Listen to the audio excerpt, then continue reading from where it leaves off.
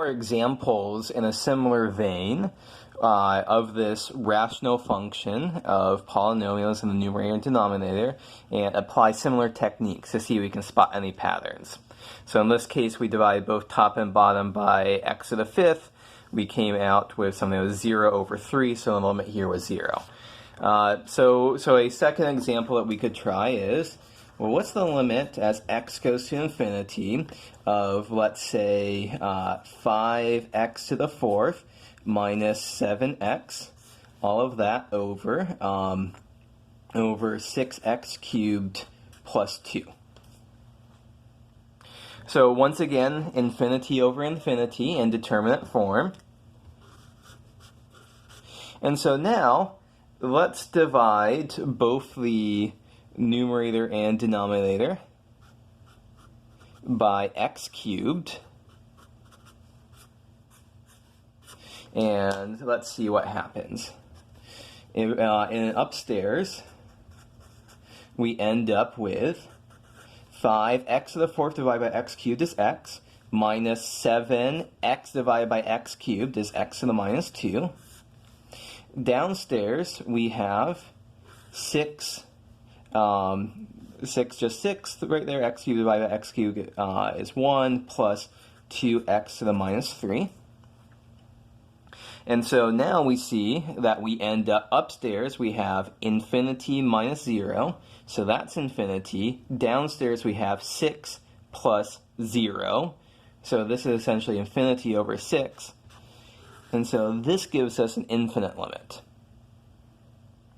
If instead, just to show one other way we could have worked this out, if instead of multiplying both top and bottom by, dividing both top and bottom by x cubed, if we had done 1 over x to the fourth over 1 over x to the fourth to divide both top and bottom by x to the fourth, we would have ended up with the limit as x goes to infinity of 5 minus 7x to the minus 3 over 6x to the minus 1 plus 2x to the minus 4. And now we have 5 minus 0 is 5, all of that over something that's going to 0.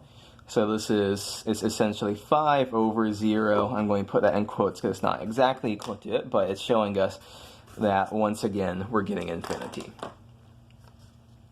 One final example before we try to spot our general pattern is, let's have the limit as x goes to infinity of 4x to the seventh minus 5x to the fourth plus x squared over, let's say, 3x to the seventh plus 2x to the fifth minus 1.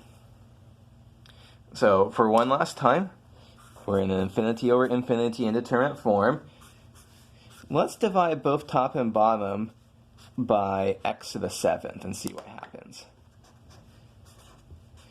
So we have here the limit as x goes to infinity of, upstairs, 4x to the seventh divided by x to the seventh is just 4, minus 5x to the minus 3 plus x to the minus 5 over 3x to the seventh divided by x to the seventh is just 3 plus 2x to the minus 2 minus x to the minus 7.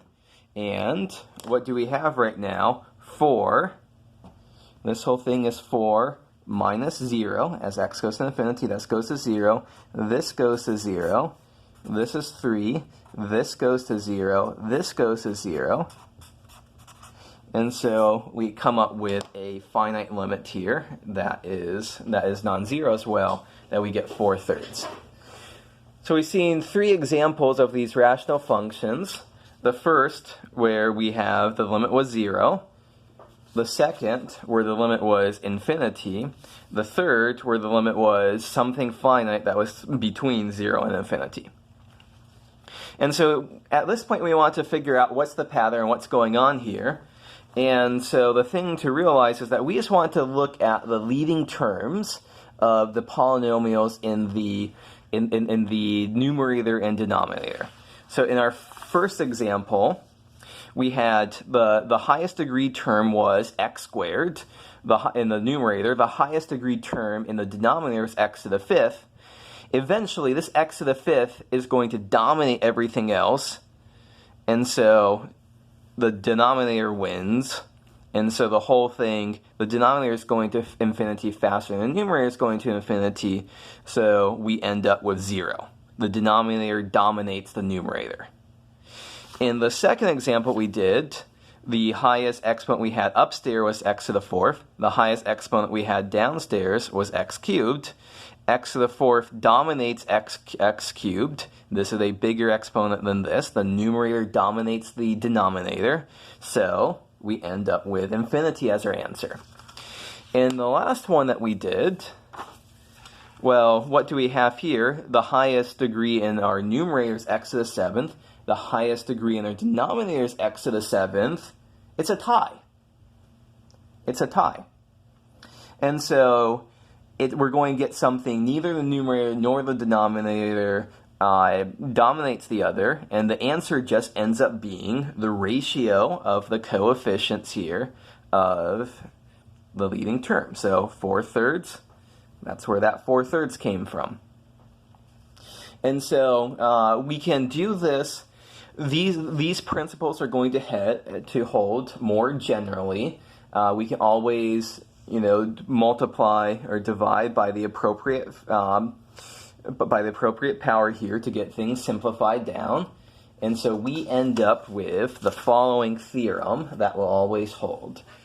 So theorem is talking about limits at infinity of rational functions.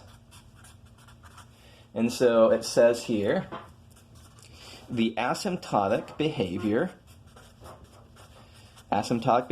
means, as we're going to plus or minus infinity, of a rational function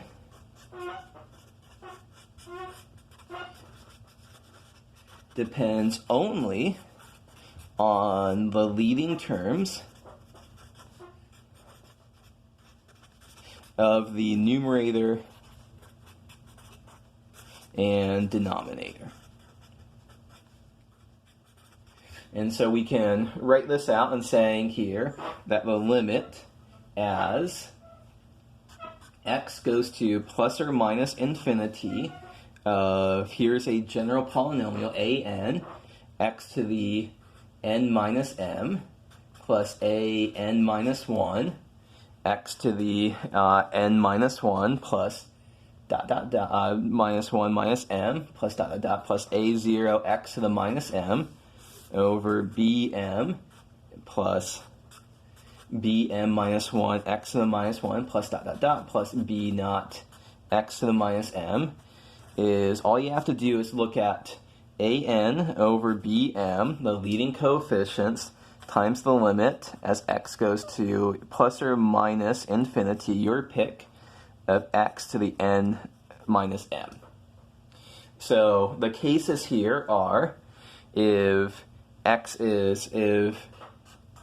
we have n minus m is bigger than 0, then the corresponding limit as x goes to plus or minus infinity is going to be going off to plus or minus infinity as appropriate.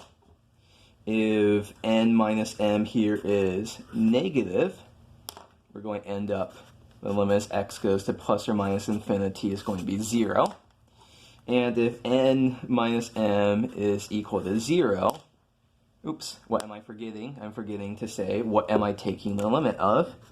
X to the n minus m is equal to that. X to the n minus m is equal to that. So our final case, the limit as x goes to plus or minus infinity of x to the n minus m, well, that's just the limit as x goes to plus or minus infinity of x to the 0 is 1, which is 1. So we can use this to very quickly bang out some examples without doing all that much work. So let's just do some examples really quick here. So the limit as x goes to infinity of 3x to the fourth minus 7x plus 9 over 7x to the fourth minus 4. So here we have a tie. We have a tie in what the leading exponents are. And so by what's on the previous page, all we say is it's just the ratio of the leading coefficients. As another example, if we have the limit as x goes to infinity of, let's say, 3x cubed minus 7x plus 9 over 7x to the fourth minus 4. So here, the only thing we've done is that we've changed the exponent upstairs from a 4 to a 3. So now the denominator is winning, and when the denominator wins, it's 0. One more example. The limit as x goes to minus infinity of 3x to the 7th minus 7x plus 9, all of that over 7x to the fourth minus 4.